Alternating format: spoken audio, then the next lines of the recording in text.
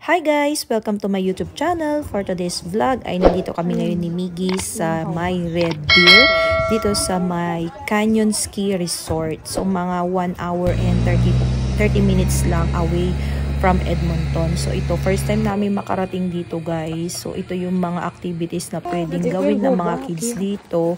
May bungee jumping, tapos mayroon itong canyon coaster. So itong canyon coaster guys ay bali $27 per head. Tapos kung may maliit kayong bata, pwede ninyong kandungin. So bali yung bayad doon ata is mga $10 additional lang.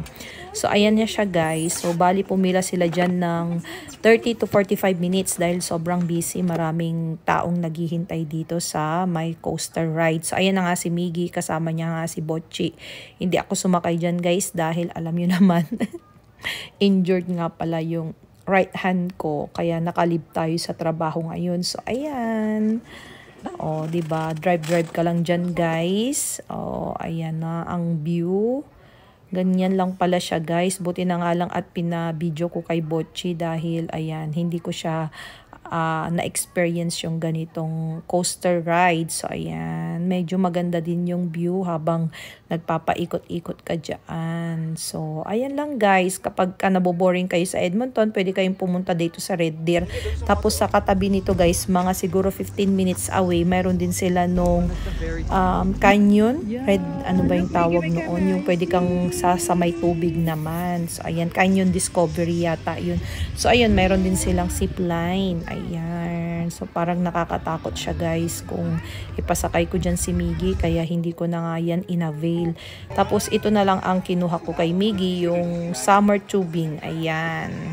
Mag-slide siya dyan guys.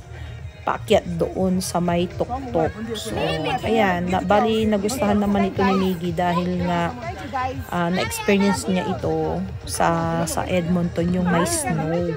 So ito naman guys, ganyan lang siya. Para kang nakasakay dyan sa escalator, ano ba? So ayan, pag slide ka lang dyan, o diba guys, ganito lang ang mga aktibidades ng mga bata dito sa Canada kapag ka summer. So ayan, punta ka sa spray park, sa mga ganitong lugar, or mag long drive. Ayan, diba? Weekend getaway lang namin dito sa may Red Deer outside Edmonton. So ayan lang guys, na-share ko lang sa inyo. Bye bye!